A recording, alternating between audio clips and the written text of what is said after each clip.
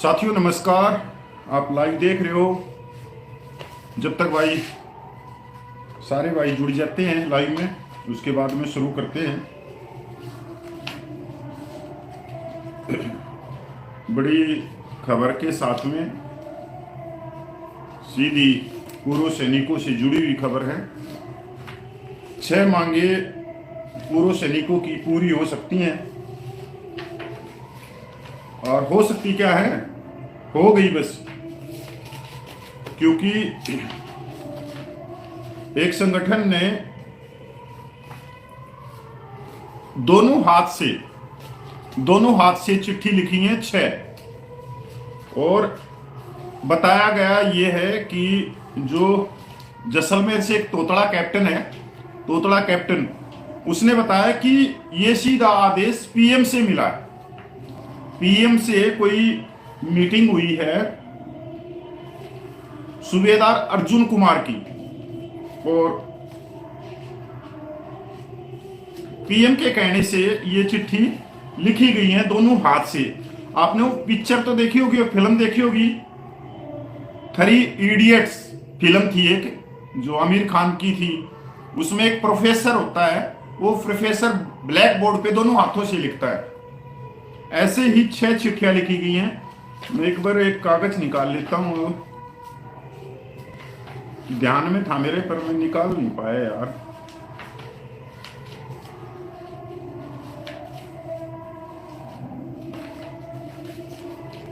चलो निकल गया। तो 6 चिट्ठियां जो लिखी गई हैं वो defence of ministry of home affair, the reserve bank of India. ये पहली बार सुन रहे होंगे पूर्व सैनिक की सीधी रिजर्व बैंक ऑफ इंडिया को भी चिट्ठी लिखती। वैसे चिट्ठी किसी को भी लिख सकते हो, बस department of personal and training और एमडी ईसीएचएस। साथियों आप लोगों के सामने मैं 6 चिट्ठी रख रहा हूं और साथ के साथ में इनका डीएनए भी करेंगे और साथ के साथ में आप कमेंट भी करते रहना कि किस तरह से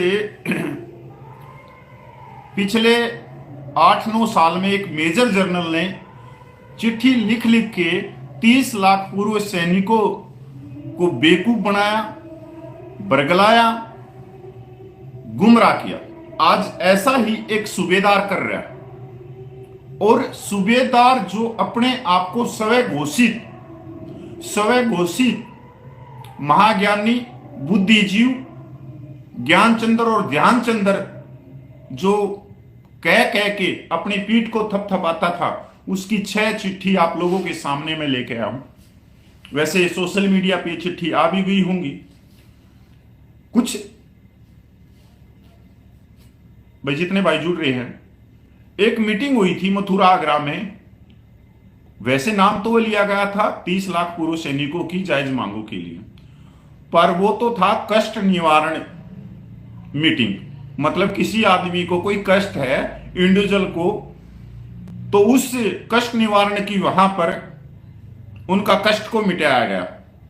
भाई पुरुषोत्तम इंगले जी भाई राम राम भेज रहे हैं। तमन्ना शिवाजी भी जय हिंद भेज रही है। प्रीत आर्मी जय हिंद बोल रहे हैं। महेंद्र सिंह जी भी भाई राम राम भेज रहे हैं। संजीव कुमार भी हो गई है क्या? हाँ बिल्कुल संजीव जी, मैं अभी ये चिट्ठी पढ़ के सुनाता हूँ। धानी कृष्णा भी भाई जय हिंद बोल रहे हैं। रामपाल फौजी भी गॉड ब्लेस यू बोल रहे हैं। प्रीत आर्मी सर डीए एरियर कब मिलेगा जी? भाई उनकी वीडियो पहले पड़ी हुई, आप उनको देख सकते हो। नीतू सिंह जी राम राम भेज रहे हैं। सूबेदार major M tech Satendra Singh ji भी भाई जय हिंद भेज रहे हैं। दुरूप नारायण सिंह भी राम राम भेज रहे हैं। चलो हमें 6 चिट्ठी हैं, इन 6 चिट्ठियों के बारे में बात कर लेते हैं और साथ के साथ में डीएनए कर देते हैं इन चिट्ठियों का। पहली चिट्ठी रक्षा मंत्री वाली ही शुरू कर लेते हैं। गृह मंत्री को भी लिखी है, ऐसा नहीं है। चिट्ठी लिखी गई है 21 तारीख को और पहली चिट्ठी लिखी है रक्षा मंत्री को और इसमें कहा गया कि सिपाही से लेकर सूबेदार मेजर तक के पदों के लिए समान राशन और समान माल ढुलाई शुल्क के का भुगतान।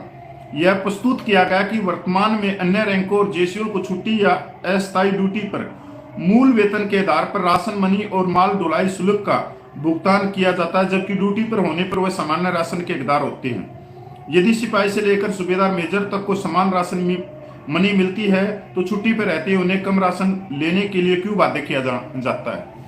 यह बिल्कुल झूठ है, बकवास है, ना इसका कोई सबूत दिया इस चिट्ठी के पीछे लगा के। और जब राशन इसको ज्ञानचंद्र जी जो हमारे सूबेदार अर्जुन कुमार जी हैं, आपको इतना नहीं मालूम कि कोई भी चिट्ठी कोई भी उसके नीचे सबूत लगाया जाता है? आपको इतना मालूम है कि 7 पे कमीशन में राशन मनी कितनी है? सिपाही से लेके जनरल तक एक है, तो अलग अलग कैसे हो सकती है?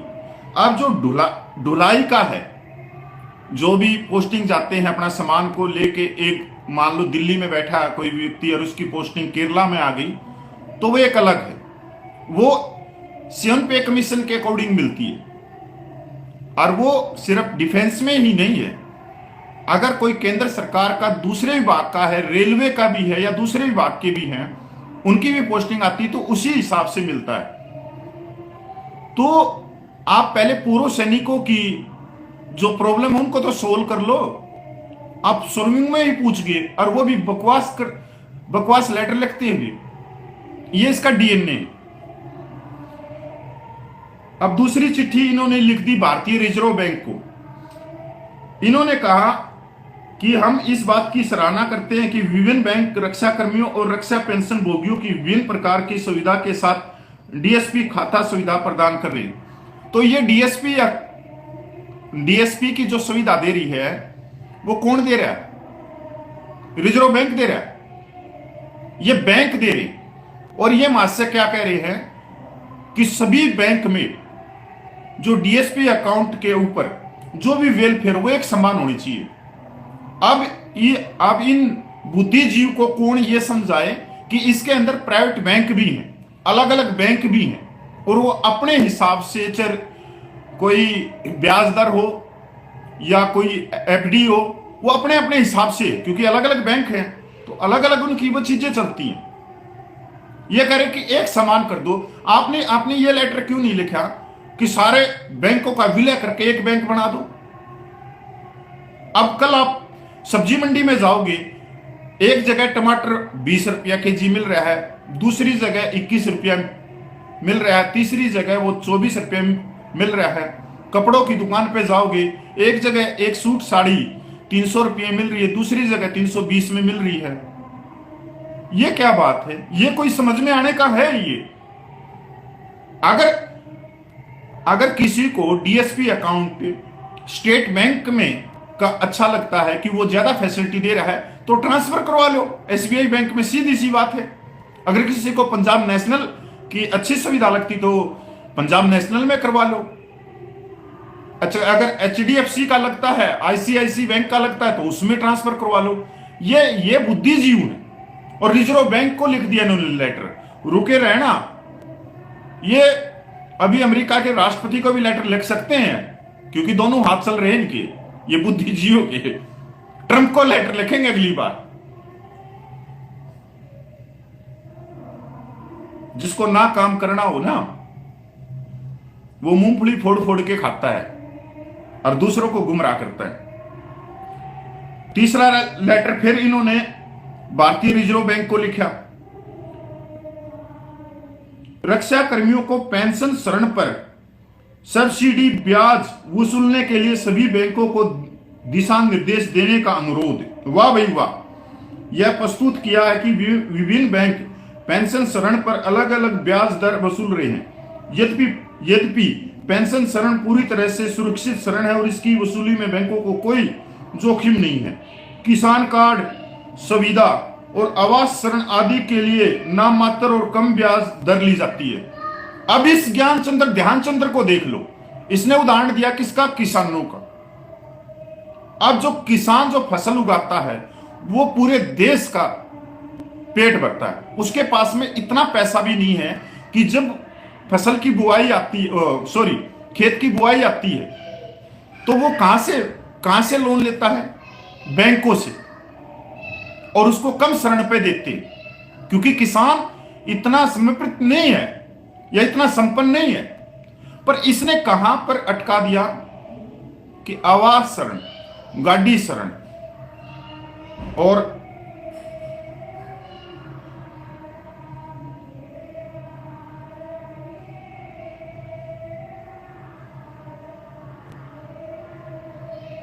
भाई और कौन सा था इसका, क्या उधर गया?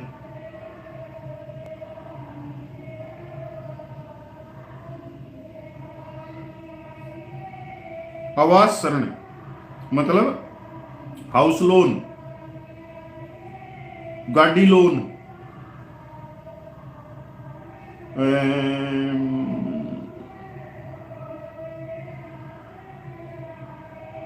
अच्छा गाड़ी लोन। अब एक बात समझने की जरूरत है, पर्सनल लोन कौन लेता है? जिसको इमरजेंसी, कि उसको आस पड़ोस से कोई पैसा ना मिले या कोई दोस्त ना दे, रिश्तेदार ना दे, तो वो उस समय अपनी जरूरत पूरा करने के लिए बैंक में जाते हैं। बैंक उस पे इंटरेस्ट लेता है सबसे ज्यादा, पर्सनल लोन पे सबसे ज्यादा, क्योंकि उसकी जरूरत कौन पूरी करता है? बैंक। और बैंकों में पर्सनल लोन अलग अलग ब्याज दर पे। अब मैंने तो लिया नहीं, और ना ही 30 लाख पूर्व सैनिकों ने लिया। एक व्यक्ति ने पर्सनल लोन लिया, उसके लिए इस भाई साहब ने चिट्ठी लिख दी, भाई पर्सनल लोन ले क्यों रहा है? मतलब बैंक आपको पैसा भी दे और वो इंटरेस्ट भी ना ले, और कम इंटरेस्ट भी ले। आपको ये मालूम है कि बैंक कैसे चलते हैं? अर्जुन जी, आपने तो कम से कम 15-20 साल बैंक के मैनेजर रहे हो आपको इतना ज्ञान भी नहीं है, आपको इतनी बुद्धि भी नहीं है कि उनको अलग, पूर्व सैनिकों को अलग मार्ग पे भटकाना। इसका कोई लॉजिक है? कहीं इसका लॉजिक बैठता है? आप क्यों ले रहे हो पर्सनल लोन? आप होम लोन लो ना, जो सस्ता पड़ रहा है। आप गाड़ी लोन लो ना। पर्सनल लोन होता ही इमरजेंसी के लिए, और वो अलग अलग बैंक अलग अलग इंटरेस्ट लेते हैं। बैंक ने पीले चावल तो नहीं दिए।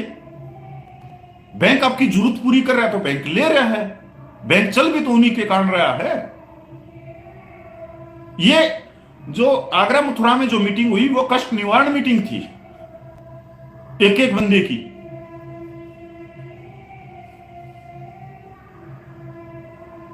अब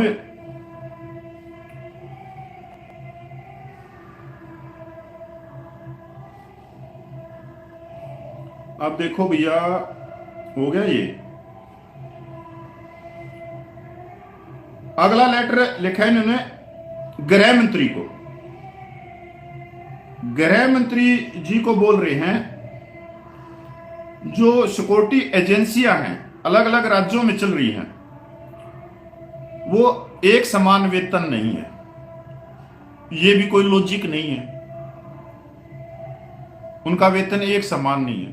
तो एक समान राज्य सरकार के जितने कर्मचारी हैं, उनका भी वेतन एक समान नहीं है।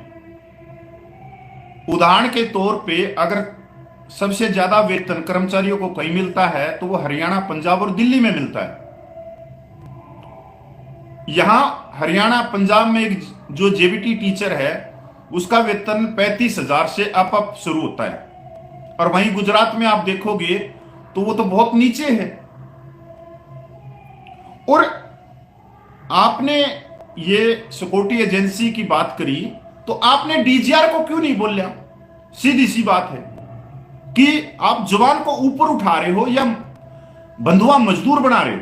ये तो आपकी थिंकिंग होगी, यही रिटायर्ड अफसरों की है कि जो जवान, जो सिपाही, जो हवलदार टैंक को खोल के बांध देता है, लड़ाकू जहाज को उड़ा देता है इंजन से, उसकी सारी चीजें करके तोपों को चला देता है, और उस सिक्योरिटी एजेंसियों के अंदर नौकरी कर रहे हैं। आप पता है क्या करते अगर आपके अंदर इतनी बुद्धि होती? क्योंकि आपने पता है 2025 सेना सुधार का वर्ष रखा गया, आधुनिकीकरण का वर्ष रखा गया, और डिफेंस के प्रोडक्ट लॉन्च किए जा रहे हैं, बड़े बड़े हथियारों की डील हो रही है, बड़ी बड़ी कंपनियां लग रही हैं। आप लेटर लिखते भारत सरकार को, जैसे ही कोई सैनिक रिटायरमेंट होता है, टेक्निकल वाला चाहे कोई भी है, उनको उन फैक्ट्री, उन कंपनियों के अंदर नौकरी दी जाए। अब उनमें नौकरी मिलेगी तो पूर्व सैनिकों की आर्थिक स्थिति मजबूत होगी। 1.5-2 लाख से तो नीचे उनका वेतन ही नहीं होगा, अगर आपके अंदर इतना दिमाग भी होता तो। पर दिमाग इतना ही है, बस इतना ही दिमाग है। और चलो ये भी नहीं करते तो आप डायरेक्टर ऑफ रीसेटलमेंट को लिखते, रक्षा मंत्रालय को लिखते कि जो सिक्योरिटी एजेंसी के जो लाइसेंस हैं वो सिपाही को भी मिले, नायक को भी मिले, हवलदार को भी मिले, सूबेदार को भी मिले, सबको मिले, वो अपनी सिक्योरिटी एजेंसियां चलाएंगी। पर आपने वहां नहीं लिखा, बस उन जवानों को सिक्योरिटी एजेंसी का मालिक नहीं बनाना, उनको वहां पे मजदूर, बंधुआ मजदूर बनाना है। क्यों बनाना है ये भी मैं बता रहा हूं सूबेदार अर्जुन जी, क्योंकि आप खुद जयपुर के अंदर सिक्योरिटी एजेंसी चला रहे, एक संस्था की, और कितने सालों से चला रहे। अगर आप में हिम्मत है तो आप खुद खुलासा करो कि वो सिक्योरिटी एजेंसी कितने सालों से चला रहे हैं और आप कितना वेतन दे रहे थे, कितना दिया है, कितना दोगे आगे। सबसे पहले आप अपने अंदर सुधार करो, आप उदाहरण पेश करो। तीनों चीजों में से कुछ भी नहीं है आपके पास में। आगे इन्होंने लिख दिया कार्मिक एवं परीक्षण विभाग को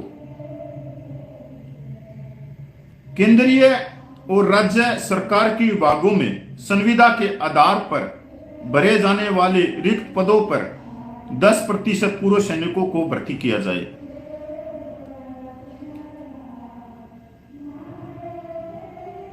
मतलब ठेकेदारी में जो लेते हैं राज्य सरकार अनुबंध के आधार पे, उसमें 10% पूर्व सैनिकों को भरा जाए।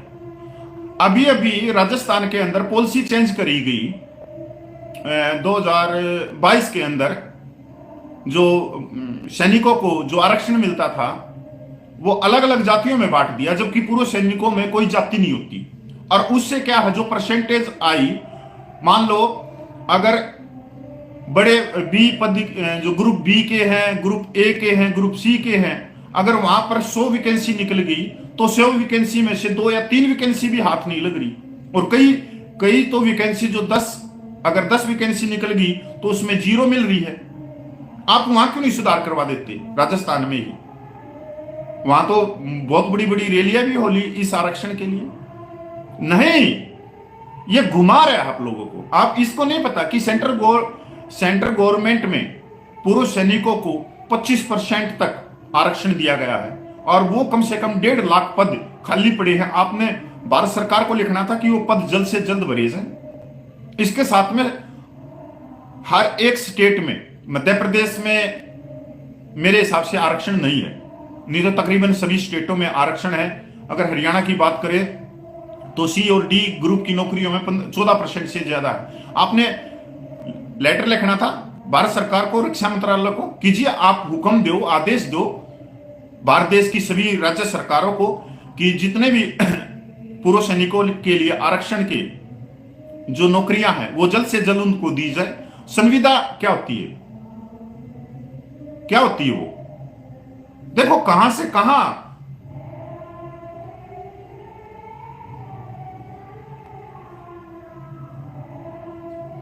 लो।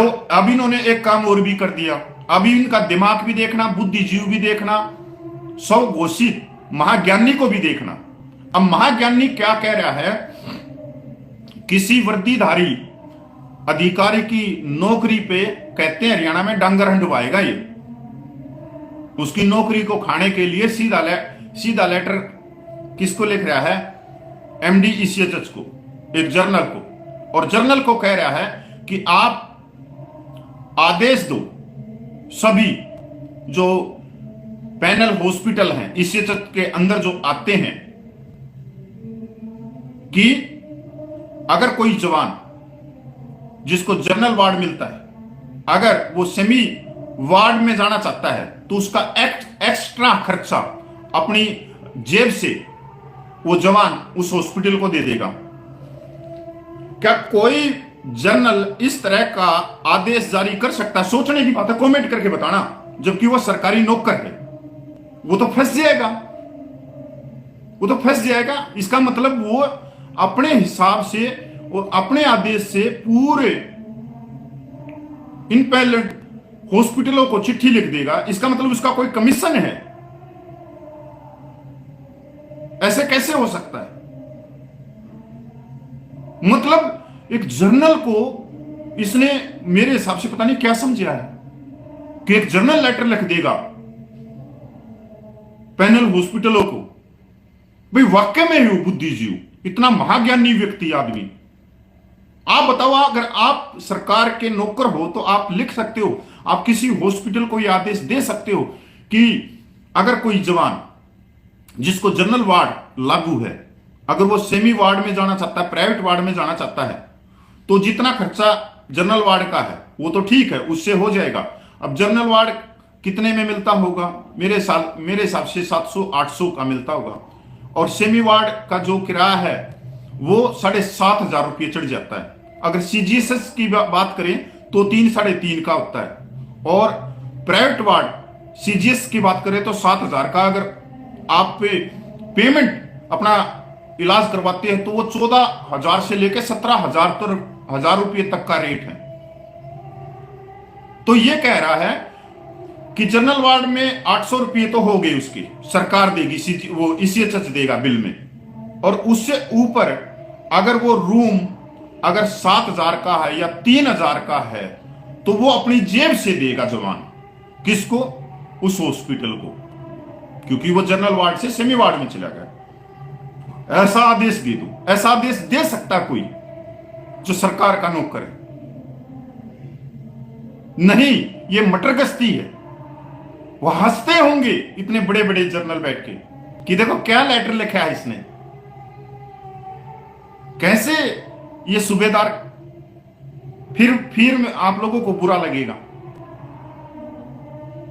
इसको इतना मालूम है, ईसीएचएस जब शुरू हुई 2004 में, जब सिपाही से हवलदार से 15,000 रुपया और जेसीओ रैंक का 30,000 रुपये के करीब और ऑफिसर का 60,000 रुपया एक मुश्त राशि ली गई और 1,000 रुपया पर मंथ हमारी पेंशन से कट रहा है, मेडिकल भत्ता। आज के दिन में सिपाही से हवलदार 30,000, जेसीओ रैंक 67,000 और ऑफिसर 1,20,000 रुपया, एक मुश्त राशि। जवानों को जनरल वार्ड, जेसीओ को सेमी वार्ड और ऑफिसर को प्राइवेट वार्ड। क्यों भाई, ऐसा क्यों? अगर आप एक मुश्त राशि ले रहे हो तो कोई जवान अगर आज के दिन उसकी आर्थिक स्थिति ठीक है, वो 1,20,000 रुपया देना चाह रहे तो उसको प्राइवेट वार्ड दो। इसने लिखना ये था, जो हमारी मांग है, आप लोगों की मांग है कि इसी चर्च में समानता आए। अगर एक मुश्त राशि की बात की जाती तो एक मुश्त राशि हम भी दे सकते हैं 1,20,000 रुपया, पर पेंशन से तो सभी का 1,000 रुपये कटता है, चाहे वो सिपाही है, चाहे वो सूबेदार है, चाहे वो जनरल है। इस पे नहीं आया।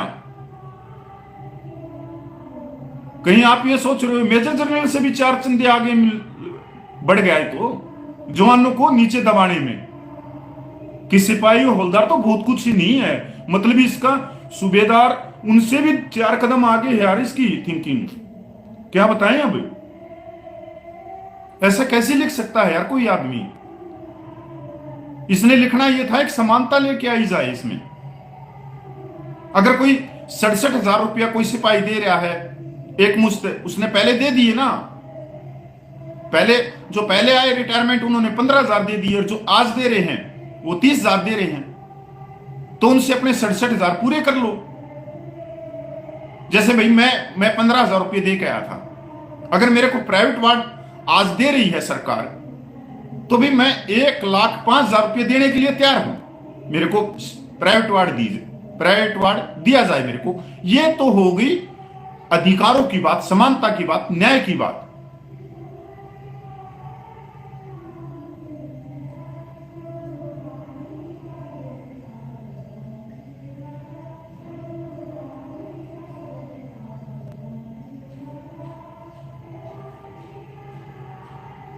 हो गए ना भाई? 1 मिनट भाई, 1 मिनट।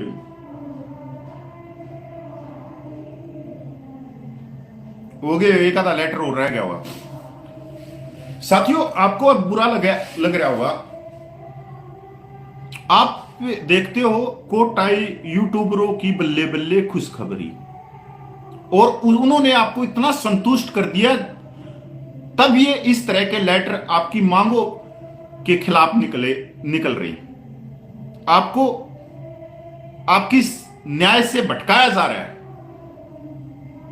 ये जो इन्होंने जो लेटर लिखे, क्या इससे 30 लाख पूर्व सैनिकों का भला हो जाएगा? क्या पर्सनल लोन में 2-3% कम करने से 30 लाख पूर्व सैनिकों की बल्ले बल्ले हो जाएगी? इन्होंने जो लेटर लिखने थे उससे तो आपको भटकाया जा रहा है। ओआरपी में प्रीमेच्योर को शामिल करना, मिलिट्री सर्विस पे एक समान, इक्वल डिसेबिलिटी एक समान, एक्स ग्रुप एक समान, सूबेदारों की पेंशन विसंगतियां एक समान। अब ये खुद सूबेदार होते हुए इसको इतना मालूम है कि 8वें वेतन आयोग में सूबेदारों को नुकसान होगा। बता दे कैसे होगा?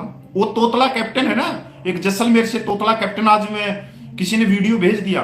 तोतला कैप्टन कह रहा है जो सर्विस पर्सन है उनका वेतन आयोग अलग है, जो पेंशन वाले हैं उनका अलग है। मेरे को ये नहीं समझ में आ रहा जो 1 केजी गुटखा मुंह में रख के ये कहना क्या चाह रहा है। मतलब यार, कुछ तो दिमाग होगा तेरे अंदर। कल तक तू मेरे को गुरु मान रहा था, तो गुरु की बात भी सुना करे, और आज तो तूने वो भी खुलासा कर दिया कि पीएम से भी भेंट हुई है।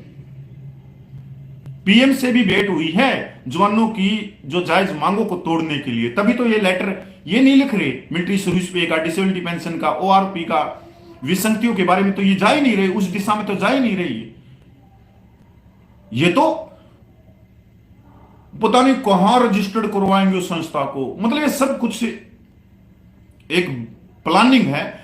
कभी आपने ऐसा पटका बांधे हुए जो जागरण में, कीर्तन में बांधते हैं, जो गले में, कभी देखा था आपने पूर्व सैनिकों की किसी भी रैली में, किसी भी मीटिंग में, पूरे भारतवर्ष में? पर जो मथुरा आगरा में जो मीटिंग हुई, ये जैसे कोई माता का जागरण चल रहा है, कोई राम जी का जागरण चल रहा है। अरे पूर्व सैनिक हो यार तुम, ये होया करे क्या तुम्हारे गले में? टोपी होती है, मेडल होते हैं। अब सूबेदारों को कैसे नुकसान होगा, सुनने की बात है। 2016 से पहले वाले सूबेदार 31,500 से ज्यादा बेसिक पेंशन ले रहे, 2016 से पहले वाले। और 2016 के बाद में रिटायरमेंट वाले कितनी ले रहे हैं? 23,000। होगी एक चीज ये, क्योंकि अगर फिटमेंट फैक्टर मिलेगा तो उनको मिलेगा 31,500 के ऊपर, और इनको मिलेगा 30,000 के ऊपर। सीधा सा फर्क होगा। अब दूसरा भी देखो, जो सर्विस पर्सन है सूबेदार, उनकी वेतन कम है, तो उनका वेतन उनका मतलब उसी हिसाब से है, क्योंकि वो जब वेतन ही ज्यादा ले रहे होते तो 2017-18 में जो सूबेदार रिटायरमेंट आया वो 27,600 से कैसे रिटायरमेंट आया? अगर उनका वेतन ज्यादा होता, मतलब 70,000 के करीब होता, तो 35,000 से रिटायरमेंट आती। तो वेतन कम हो गया, तो वेतन कम हो गया तो उनको भी जो फैक्टर मिलेगा, तो उनकी जो वेतन बनेगा वो कम बनेगा। और फिर 2029 में ओआरपी जब रिवीजन होगी, उस समय वो 2029 में जो सूबेदार रिटायरमेंट आएंगे और जो उनकी पेंशन बनेगी, वही पेंशन पिछले वालों को पास करेगी, तो उनकी बढ़ेगी कैसे? इसको इतना ज्ञान है इस तोतले कैप्टन को। तोतला कैप्टन आज कह रहा है ओआरपी 2 बार रिवीजन होगी। वो तोतले कैप्टन 3 बार रिवीजन होगी। पहले तो मुंह साफ कर लिया कर, ना धोखा लिया कर, कुछ तो डीड आंख में रहती है तेरे। तू मंथन करेगा, मंथन इसका कर लेना 17 लाख रुपए का, जो जंतर मंतर से जो नलिन तलवार ने, गोपाल कृष्णा ने, जनकराज ने, सबका कमेटी ने दिए थे 17 लाख, 13 लाख नहीं 17 लाख, 60,000 रुपये का कर लेना तू मंथन। और 1,32,000 में रजिस्टर्ड हुई है कमेटी, उसका कर लेना। कह रहा हो पैसा हमारा है, मैं नहीं कह रहा भाई, वो बोल रहा है, अर्जुन कुमार जी बोल रहे हैं कि ये पैसा नलिन तलवार ने, गोपाल कृष्णा ने, सबका कमेटी ने दिया है। उनका ब्लॉग जाके पढ़ ले जहां पे स्टेटमेंट डाल रहे हैं। पर तोतला कैप्टन को कुछ समझ में आती नहीं। अगर इतना ज्ञानी होता तो भाई मेरे हिसाब से कहीं वकालत में ही कमा के नहीं खा लेता, तुम कहीं भी कामयाब नहीं होने के लायक। अब इन 6 लेटरों का कर देना मंथन। तू कब लिखोगे, कब भूख हड़ताल पे बैठोगे, वो बताओ ना। कह रहे हैं 8वें पे कमीशन में हम प्रोजिटेशन देंगे जवानों की तरफ से। रहने दो मेरे भाई, तुम जो मिल रहा है मेरे हिसाब से तुम वो भी कटवाओगे। इस तरह के दोनों हाथ से तुम लेटर लिख रहे हो, तुम मेरे हिसाब से संयुक्त राष्ट्र को भी लेटर लिख दोगे। पर इन लेटरों के ऊपर सारी दुनिया आज हमारे ऊपर हंस रही है, और मेरे को मालूम है तुम्हारे पीछे कौन बैठा है। हंसाना तुम्हारा काम है, तुम्हारे को काम ही ये दिया गया। अब बहुत सारे भाई इसको शेयर नहीं करेंगे। भाइयों देखो, मेरा काम नहीं है बल्ले बल्ले खुशखबरी। मेरा काम आपकी मांगों पे ही ध्यान रखने का, कि आप अपनी मांगों से ना भटकें। ये 1000 व्यक्ति भटकाएंगे। 750 आपके पीछे लगे हुए हैं मीडिया में, और 750 के 700 कौन है? रिटायर्ड सूबेदार ऑन रेडियो ने चैनल बना रखे हैं, और वो किसके पीछे पड़े हुए हैं? जो सूबेदार बेचारे कम पेंशन में गुजारा कर रहे हैं, जिनकी पेंशन 2016 के बाद में जिनको समानता नहीं मिली, 2016 वाले पहले वाले ज्यादा ले रहे हैं, उनको कम मिल रही है। ये सब इन्हीं के कारण हुआ है। 750 सूबेदारों के कारण सूबेदारों की पेंशन कम हुई है। पर हमारे सूबेदार भी नहीं सोचते कि ये किसी भी तरह से आप लोगों की पेंशन या आप लोगों की हकों को भारत सरकार तक नहीं पूछने देंगे, क्योंकि इनको पैसे बन रहे हैं इनके तो अच्छे यूट्यूब से। अब देखो, न तो गोल टोपी वाला इन 6 लेटरों की बात करेगा, गोल टोपी वाला सॉरी कोट टाई यूट्यूबर कभी इन 6 लेटरों की बात नहीं करेगा। अगर उसने 6 लेटरों की बात करी तो कमेंट इतने भर जाएंगे, इतने भर जाएंगे, क्योंकि उसको सबसे ज्यादा जो देख रहे हैं वो रिटायर्ड लाभी देख रही है उसको। तो वहां पर वो बहुत हंसेंगे, उनके परिवार बहुत हंसेंगे इन 6 लेटरों को देख के कि हो गया। सबका कमेटी से क्यों 2 कदम भागते हैं लोग 17 सालों में? क्यों? क्योंकि हमारे पास में ठोस बातें होती हैं, ठोस सबूत होती है। हम ये फालतू चीजें नहीं कर रहे।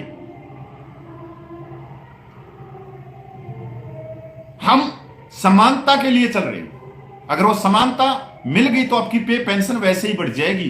कल ये टोल फ्री के लिए लिख देगा, कल ये पुरुष सैनिकों को सिलाई मशीन देने के लिए लिख देगा, परसों ये बीपीएल कार्ड के लिए लिख देगा कि राशन कार्ड बना दो, 5-5 किलो इनका राशन दे दो। मतलब आपको जो आपके मुद्दे हैं उन पे ना ले जाके दूसरी जगह इधर उधर घुमाता रहेगा।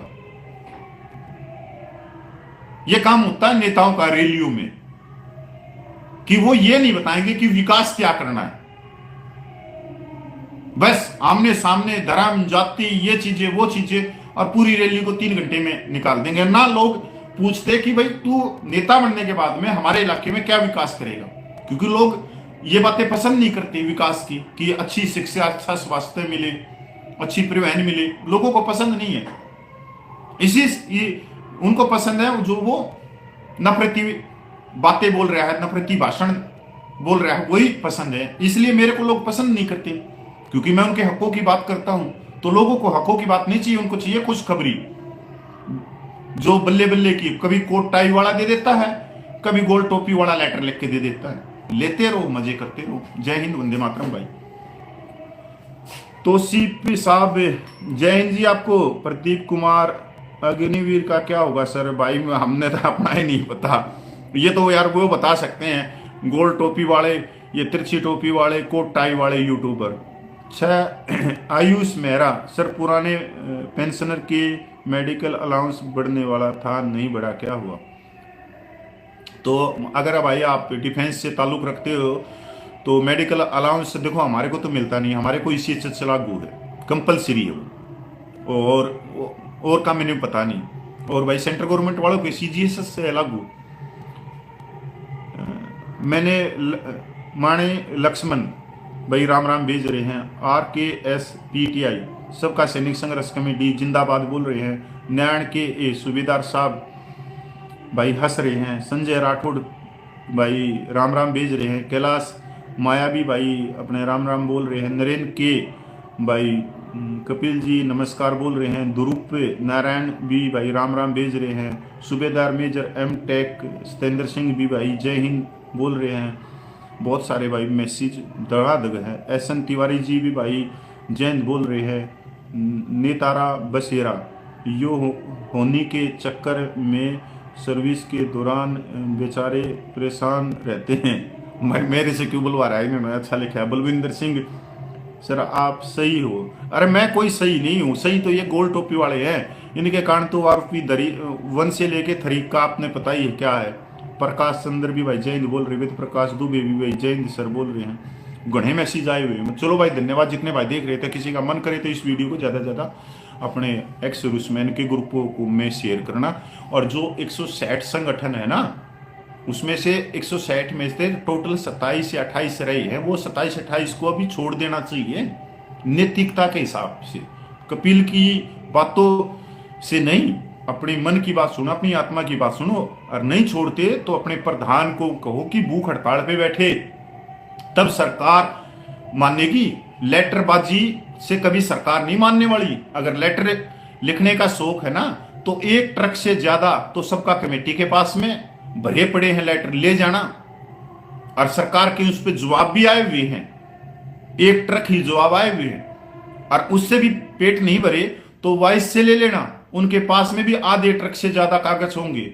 और आधा ट्रक उनका मेरे ख्याल में कोर्ट कचहरी में भी उन्होंने केस लड़ते हुए हो लिया, तो आधा ट्रक तो उनका वो भी हो गया होगा। तो 1 ट्रक उनके पास में भी कागज रखे हैं, चिट्ठी लिखने का शौक है। तो जनोक्स भाई आपको वेद प्रकाशन तिवारी जी नमस्कार। सतीश थैंक राम भाई। जनोक्स भाई आपको रजत कैसा लगा? देखो भाई मैं उन चीज़ों में नहीं जाता। हमारी उम्र इतनी हो रखी है कि वो बिग बॉस देखने की नहीं है अभी। और वो तो भाई देखो नौजवान देखते हैं, मेरे को ज़्यादा पता नहीं इन चीज़ों के बारे में। धन्यवाद, जय हिंद, वंदे मातरम भाई।